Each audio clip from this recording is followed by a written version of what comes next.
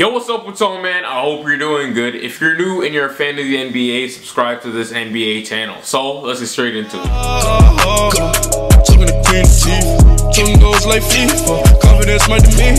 Throughout the year, the Cavs have dealt with so many issues. Chemistry and injuries were the main problem for them. And since this trade went down, for the most part, they haven't had any major issues. K-Love just came back from injury, and all the new pieces are a seamless fit next to LeBron James. Going into the playoffs, a lot of people had the Cavs not making it out of the East. Some of y'all in the comments said that the Raptors were going to go to the finals this year. Idiot! Yeah, don't try to hide now, my guy. I remember what you said. All these new pieces that the Cavs got are great, and they're going to play a key role going into the playoffs. But on their roster currently, I believe there are two players who can take the Cleveland Cavaliers to the next level as an offensive and defensive team. So the first player that I'm going to be talking about is Cedi Osman. Cedi is a 23-year-old 6'9" forward/guard who was drafted back in 2015 in the second round. Now, I know some of y'all are probably like, okay, what is he talking about? Because if you look at his stats for the season, they aren't that impressive. He's averaging just 3.6 points and 2 rebounds per game. But with what this dude brings to the Cavs, can't be seen on the stat sheet. Cedi and probably Larry Nance Jr. too are the only two players on the Cavs who consistently hustle and play defense, regardless of effort level from the rest of the team. Cedi plays hard and he's energetic. This is exactly what this old Cavs team needs every single night. And with his presence on the floor, he doesn't only affect the Cavs positively on the defensive end, but he's also a really smart offensive player as well. He doesn't try to do too much. He knows his role. In the 9 starts that Cedi had this season for the Cavs, he averaged 8 points while shooting 56% from the field and 46% from 3. He's been a tremendous shooter for them whenever he's in that starting 5. And all Cedi Osman needs is consistent minutes and opportunity from Coach Lou. And I promise you, the man will give you back nothing but good results. He gets the job done on both sides of the floor. And honestly, he's way better than J.R. Smith. So there isn't and shouldn't be a reason to why J.R. gets more minutes than Cedi. I just wish that Ty No Clue Lou would just realize that. Fun fact, the San Antonio Spurs wanted to trade for Cedi Osman sometime around last year. And that alone should tell you how good Cedi actually is. When was the last time the Spurs made a trade for anybody? In fact, when was the last time they actually made a trade? The only trade that I can remember them making recently is trading away Boris Diaw. That was back in 2016. So the Spurs really don't make any trades unless they feel they have an opportunity to go ahead and finesse a team for a really good player on the low. So the Cavs have a gem in their hands. Hey, trust me, I'm not saying he's going to turn into a superstar or anything wild like that. That's not the case. Personally, I just believe that Cedi Osman is one of those players that every team needs in order to win a championship. So if the Cleveland Cavaliers play him more in the playoffs and give him at least 20 minutes a game, make sure that boy plays more than J.R. Smith, I promise you they're not going to see none but W's in the Eastern Conference playoffs. That boy Cedi is great on the defensive end because of his consistent hustle to make the right play. Okay, so Cedi Osman is just one X factor for the Cavs going into this year's playoffs. Okay, so another player that could help take the Cavs to another level is Rodney Hood. Every time he hit a 3 skip, I'm be singing,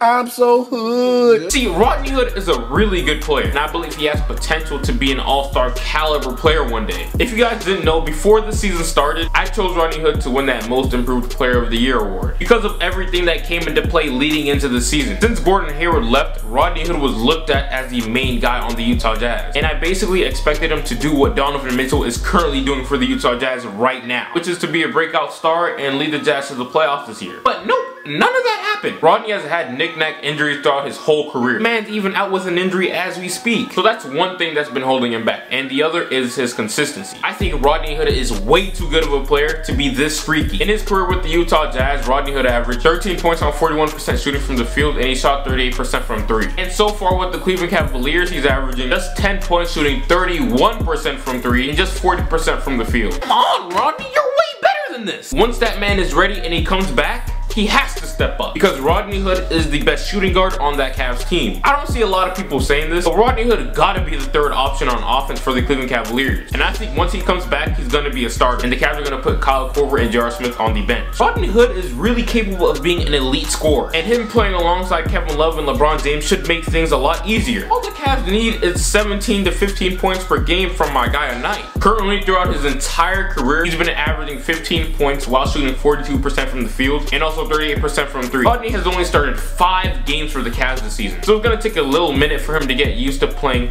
with Kevin Love and LeBron James in the starting lineup. But if he can find his rhythm and play comfortably alongside the 2 stars, that would help out the Cavs tremendously. Just give him 16 a night, Rodney. That's all they need. I just hope when Rodney comes back from his injury that he is in the starting lineup. Now, when he comes back, I don't think he should play a lot of minutes off rip because he needs time to get his legs back. But with that being said, he still needs to be a part of that starting lineup, so he can be more familiar with Kevin Love and LeBron James. So those are the 2 X factors for the Cavs going into this year's playoffs. And yeah, I have 0 worries for everybody else on their team. Aaron Nance is gonna show effort, hustle, and play great defense. George Hill, he's been struggling recently with the Cavs, but now that Kevin Love is back, I'm sure that takes a lot of pressure off of his shoulders. So he's gonna be stepping up really soon. You know, I'm not even gonna lie, I forgot J.R. Smith and Tristan Thompson were a part of the Cavs. I worry about those 2 a lot actually, so never mind. I don't have 0, I have 2 worries for them. But you know, regardless, like I said in the beginning of the season, in the middle of the season when the Cavs are having all these problems, I said the Cavs were regardless gonna smack everybody in the Eastern Conference. But if Cedi Osman can just get more minutes, I'm talking 20 minutes a game, and if Rodney Hood can be a great scorer and average anywhere from 17 to 15 efficient points per game, and that would take that Cavs team to a whole new level.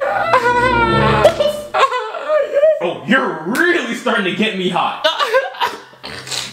Your time was last week. Why are you still here? Just wanted to talk. Man, fuck. You know what? What do you want to talk about? I don't know if you heard, but I've been struggling. Yeah, hold on. Isaiah, I lied. You gotta hit me up later, bro. Why? I'm busy, and I gotta post this later on tonight or tomorrow. And forget it. I don't even want to talk anyways. No way. Remember back when I couldn't get a play. No home, I ain't have a place to stay. I got to work, made it serve free the way. Told my girl who'd ever thought.